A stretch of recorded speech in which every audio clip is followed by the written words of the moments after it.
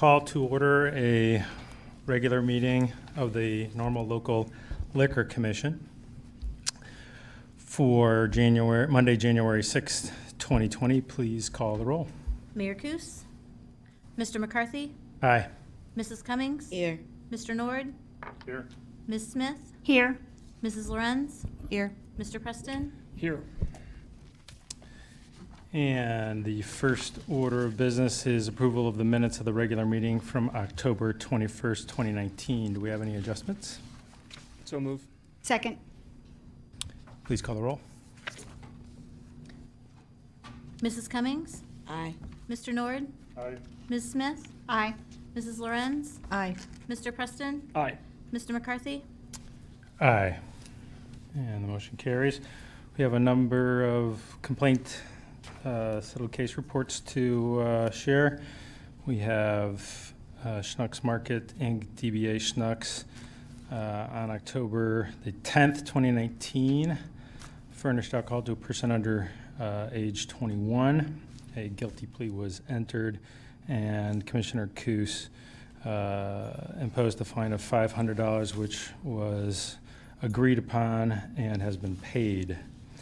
The next three are all related to an ongoing case. Just an update on 35 Years LLC, Landmark, Patriot Center, and University Park.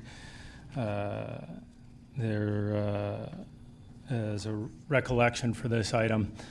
Police audit of the license found that they were not serving adequate food or had a food available for sale per their liquor license, and ongoing negotiations for the renewal of their Class O is underway.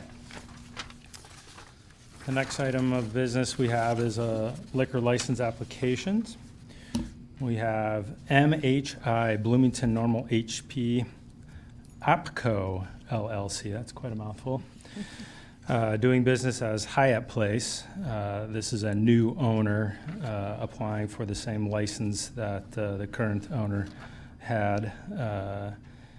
They are continuing to do business at 200 Broadway as the former tenant.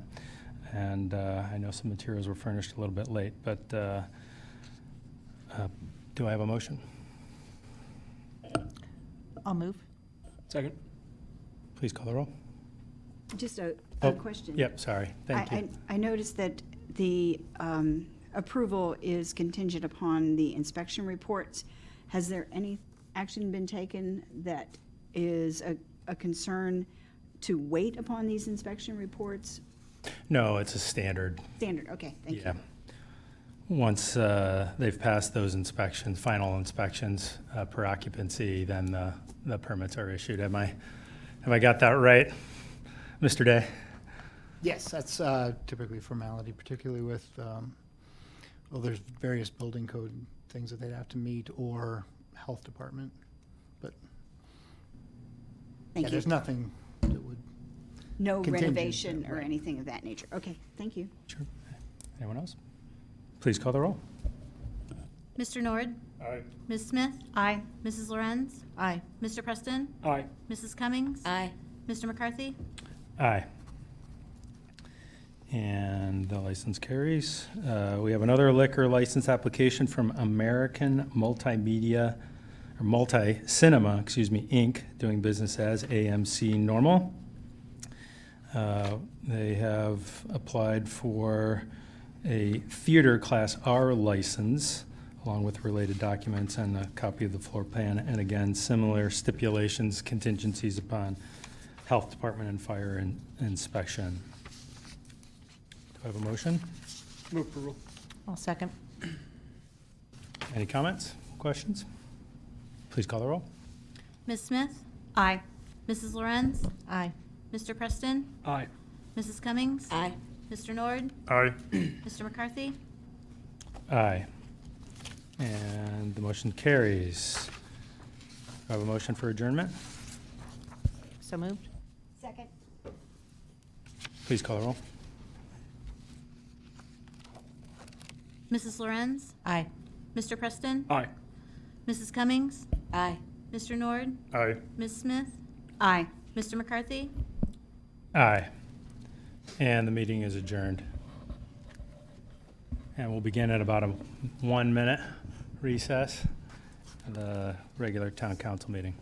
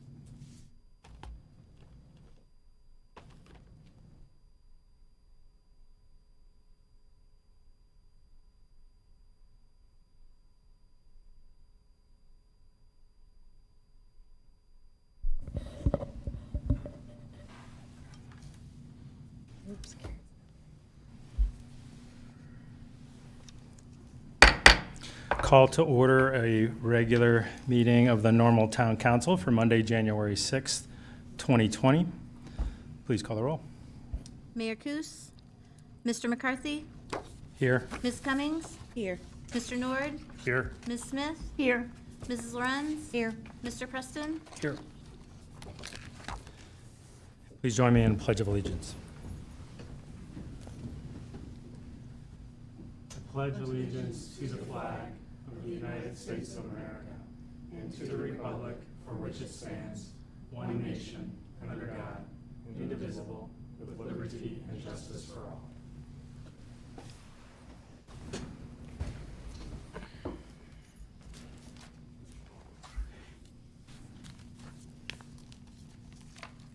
We have no one requesting to speak at public comment this evening, so we'll move right into the omnibus agenda.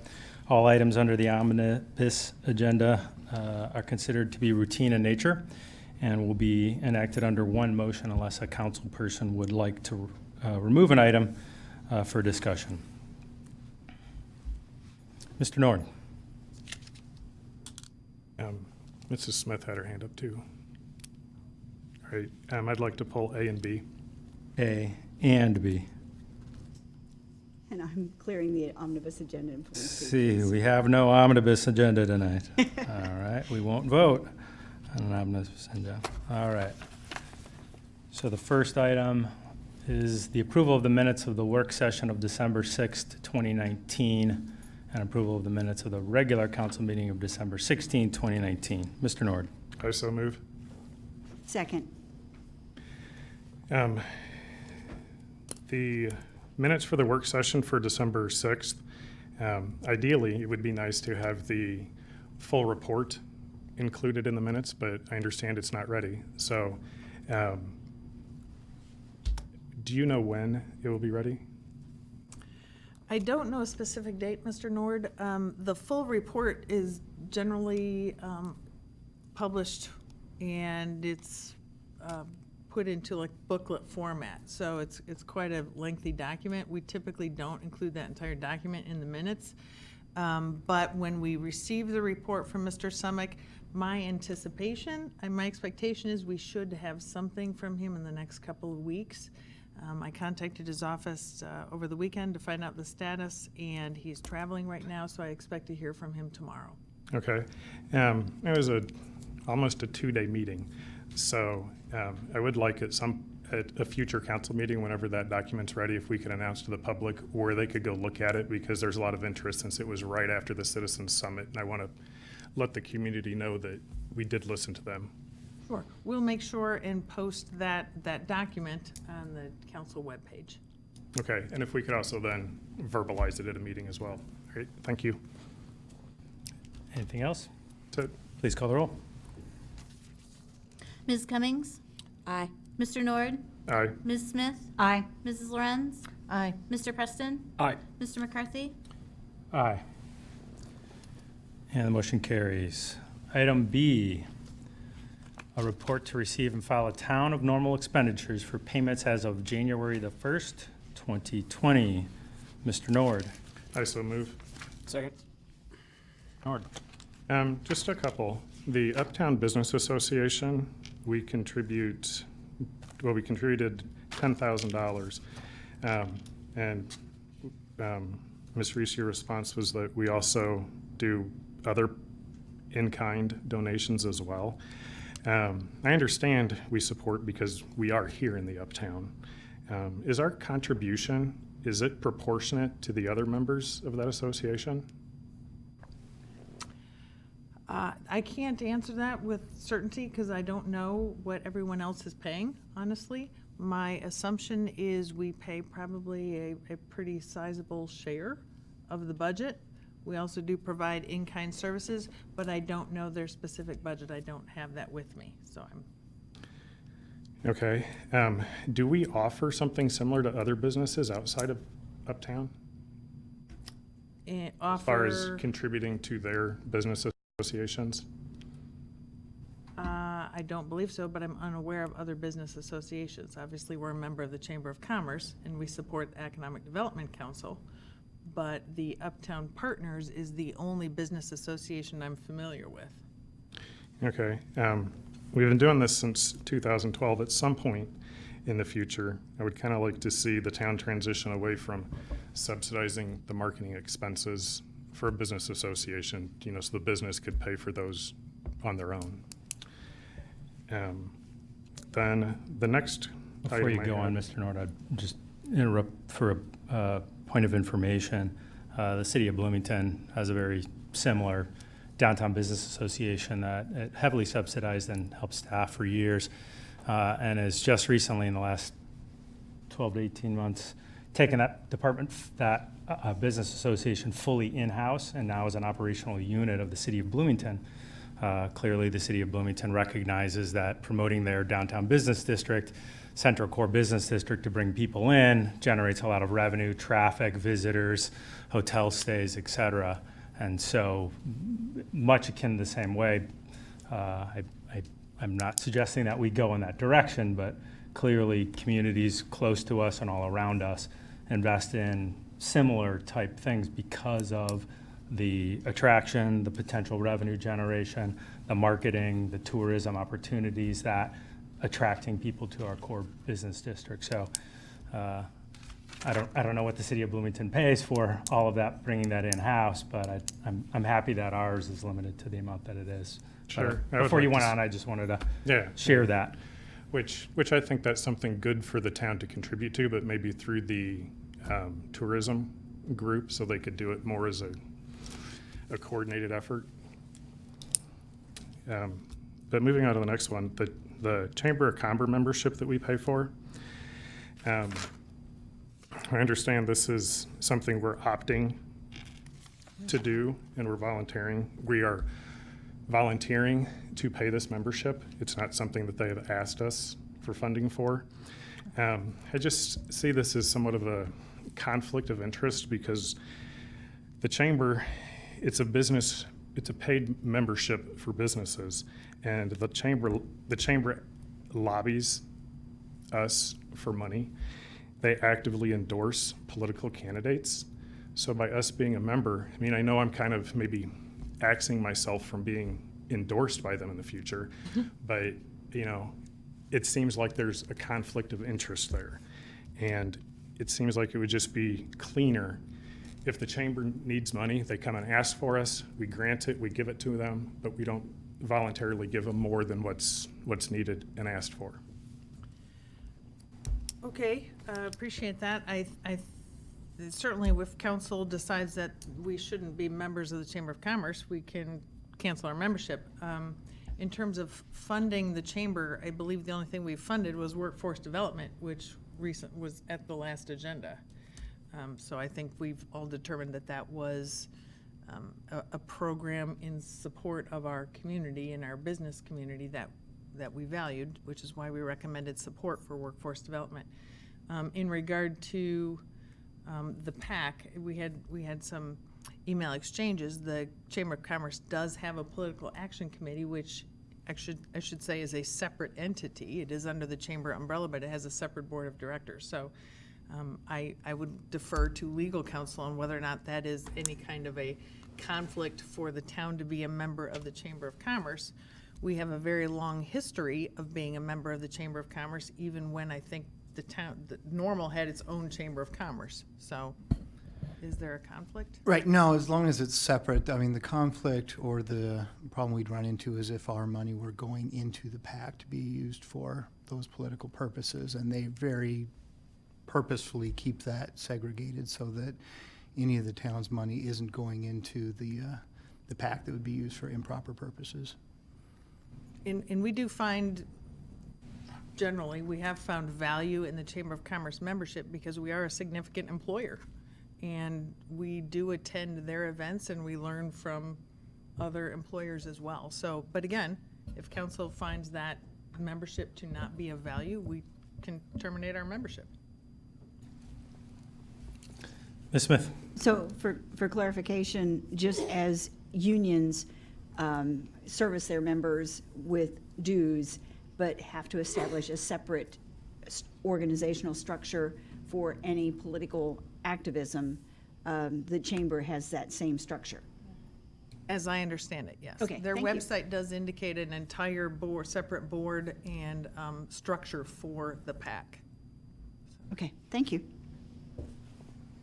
Anything further? Please call the roll. Mr. Nord? Aye. Ms. Smith? Aye. Mrs. Lorenz? Aye. Mr. Preston? Aye. Ms. Cummings? Aye. Mr. McCarthy? Aye. And item B carries. Next item up for consideration is a resolution conditionally approving a final development plan, Phase 3 of the J&M Planned Unit Development on Cottage Avenue. I move this item. Thank you. Second.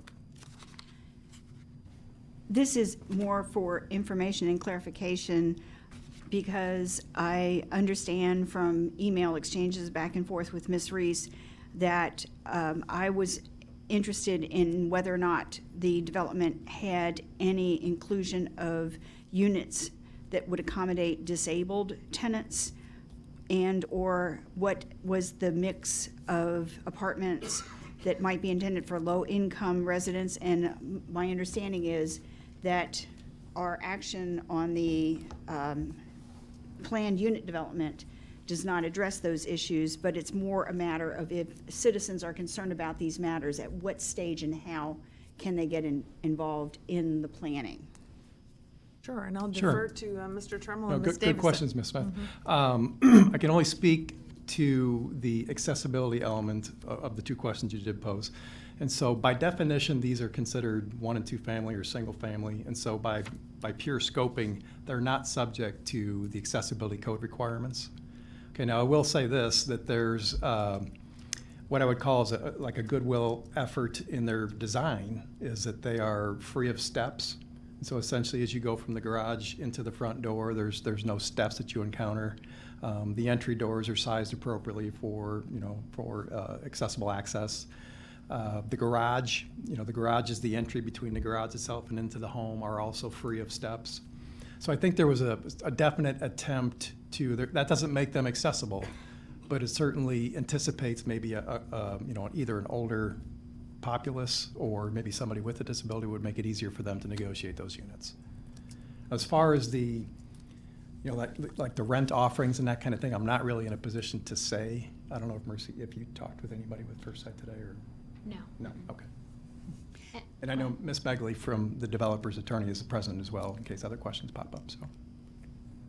But if a developer is pursuing apartments that would be servicing a larger population because they are high residential units in terms of quantity of potential residents, at what stage can we ask that they consider making these accommodations? Oh, yeah, no, that, again, a very good question. It's a kind of an apples and oranges thing, because these are not by definition apartments. These are, they're rentals, but they're essentially constructed as independent duplex buildings. And so the next step beyond a duplex would be 3 units or more. Any building of 3 units or more, the Illinois Accessibility Code and the building code steps in and says, certain percentages and certain elements of the construction have to meet accessibility requirements. So this is really just it's a single-family development, essentially. It's rental, but it's not subject to the accessibility requirements. So unless you have that mix that would incorporate more than duplexes, so 3 or more in a structure or in a complex? Well, it could be 3 or more in just a simple structure. It depends on the unit configuration. And so if they're just flats, essentially where the unit is built at grade, then essentially the entry into the building and some basic sizing on the inside of the dwelling units have to be made adaptable. And then certainly when you get into bigger complexes where there are 14, 15 buildings and maybe 100 units, then there are percentages where actually a certain number of units have to be built fully accessible. Grab bars in the bathrooms, no thresholds, outlet heights, switch heights, and that kind of thing. And information about all of that happens at the zoning meetings or Well, the what- planning meetings? Well, what Greg is talking about is really These are building buil- code. these are building code It's a building issues. code issue. Yeah. So our zoning code does not have any requirement for accessibility. That's not to say it couldn't. I mean, some communities will do that, and as part of a planned unit development, I suppose one could bring that up as a design, part of the conversation. It hasn't since I've been here, but definitely from, like, the building code is not negotiable. So once a project gets approved through the planning commission, the building code applies, no matter Okay. what. So by default, the building code would see that is taking place? Absolutely. Okay. Yes. I just needed that clarification because I'm aware from Vasu's report on housing that we do have a need for more low-income housing and actually disabled access Absolutely. Yep. units as well. Thank you. Anything further? Please call the roll. Ms. Smith? Aye. Mrs. Lorenz? Aye. Mr. Preston? Aye. Ms. Cummings? Aye. Mr. Nord? Aye. Mr. McCarthy? And the motion carries. As we have no items of general order of new business, before I entertain a motion for adjournment, do we have any comments or concerns? Ms. Smith? First of all, happy Feast of the Epiphany. It is the 12th day of Christmas, and a reminder to get your trees out to the curb. That pickup is beginning, but the leaf pickup is over. And I wanted to be sure everyone was aware as well that a budget session is scheduled for Thursday, January 16th, which is next week, before our next council meeting at 9 a.m. in these chambers. And it is a work session where town staff will be providing information and recommendation about the operating budget for the next 1 and 5 years. There's no motions, no formal actions, but it's an opportunity for the council to ask questions, bring up their own concerns and suggestions. It is subject to the Open Meetings Act, and in speaking with Ms. Reese, there are plans to live stream it. Yes, that is true. And will it also be recorded for viewing after? Yes. So anyone who doesn't want to tie up all of Thursday can partake of it at their own schedule. And that will be available on the town's website. Last year's budget work session is still available on the website as well, too. Mr. Nord? I just have a couple things. One, Normal has a lot to offer. I mean, a lot to offer. I kind of get criticized sometimes that I talk about the negative. Well, Normal has far more good things than bad things, but I'm here to kind of help point out the things that I feel and the people that contact me feel need adjusted. So please don't insinuate or think that whenever I'm pointing these out that I dislike Normal. The reason I'm fighting is because I love Normal so much. All right. After the Citizen Summit, one of the attendees wrote a letter. I'm not sure if everyone got it, but you may have. And I wanted to read it because we voted the minutes in tonight. I was one of the participants at this meeting. I enjoyed the meeting and hope for many of the ideas to be used in the planning process. What I heard where I was sitting, as well as the conversations with other participants after the meeting was over: 1, lower debt; 2, 100% coverage by 2040 of the police and fire retirement funds; 3, stop concentrating the spending in the uptown area and concentrate on the rest of Normal; 4, more spending on infrastructure; 5, the underpass and sports complex are not good projects; 6, continue to work with Bloomington and the county. My opinion on other issues: sales tax in Normal has remained flat, with the exception of the recent tax rate increase. 2, local economy is changing with the transfer of many State Farm employees, and more transfers are planned. The relocations have had an effect on the total economy due to less upscale income residents. Thus, less sales tax, property values decrease, and a need to increase the real estate tax factor due to lower assessed values. 3, tax factors continue to rise over the last 7 years in Normal. 4, there is a need to control spending and let the dust settle before going forward with any future developments. In summary, I'm hoping that the Normal Council will take all of the above into consideration as they move forward on their planning for the future. Then, after the meeting, or at the meeting that was after the Citizen Summit, our work group meeting, there are just a couple things that I wanted to highlight that came out of it. There were all these goals that we talked about and different priorities with each goal. Some of them that I wanted to highlight, and these will all be in the book that's going to be published whenever we get it back from the consultant. But throughout several of these goal topics, a reoccurring high-ranking priority was improved collaboration with the city of Bloomington.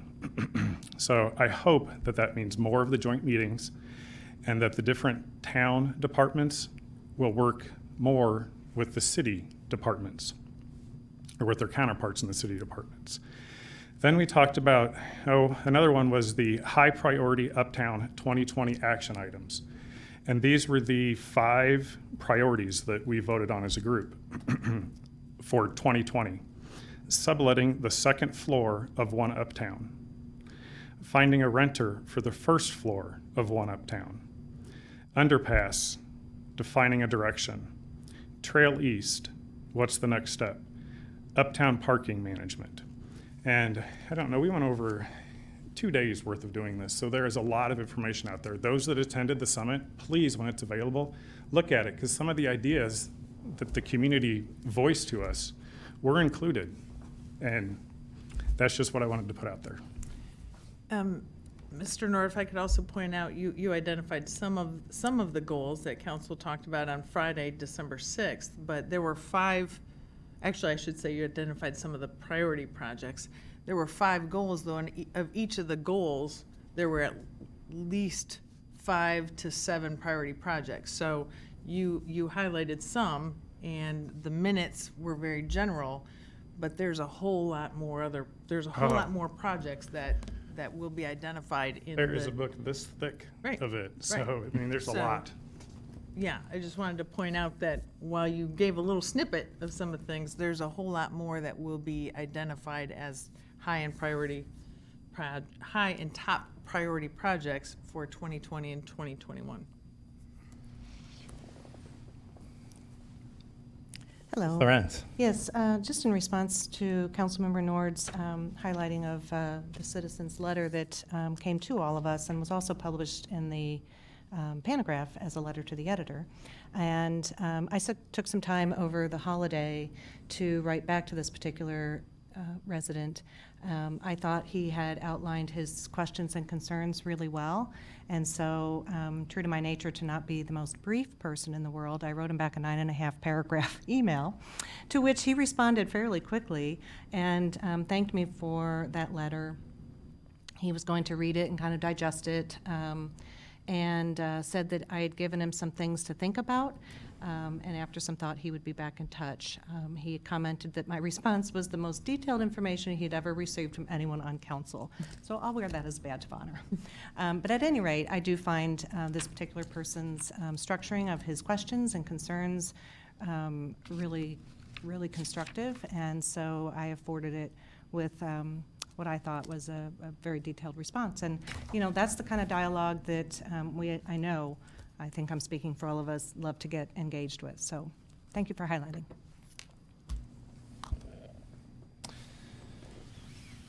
Just a couple of comments before I take a motion for adjournment. Ms. Smith and I clearly are on the same thought pattern, trees and leaves. I do want to mention one other thing. I just got a question over the weekend about, can anybody just go door to door and knock on my door and try to sell me some stuff? Actually, no. There is an approved, updated, routinely list of door-to-door vendors that are allowed to knock on your door. The town does a great job posting those on Facebook as well as the website. So if you have any questions, you can also ask for their credentials directly. They should have an approved credential from the town of Normal saying that they're allowed to knock on your door, and should present that should you ask them. So that's out there and available as well.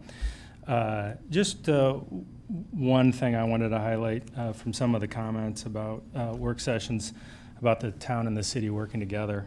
I think every strategic planning session I've been in since I've been on council, and so much of the conversation is about us working together. I do want to point out, I think we have 48 intergovernmental agreements between the city of Bloomington and the town of Normal. And a tremendous amount of work goes on between our operational units. Not as much happens between us council and regular routine meetings, and I agree, more would be good. But there's a tremendous amount of cooperation that does happen between the two cities. Our fire departments back each other up, our police back each other up. Public Works and Streets work very well together. Leaf collection times, we try to borrow each other's people and stuff sometimes between. So there is a lot that happens, but we can always do more. With that, do I have a motion for adjournment? So moved. Second? Please call the roll. Mrs. Lorenz? Aye. Mr. Preston? Aye. Ms. Cummings? Aye. Mr. Nord? Aye. Ms. Smith? Aye. Mr. McCarthy? Aye, we are adjourned.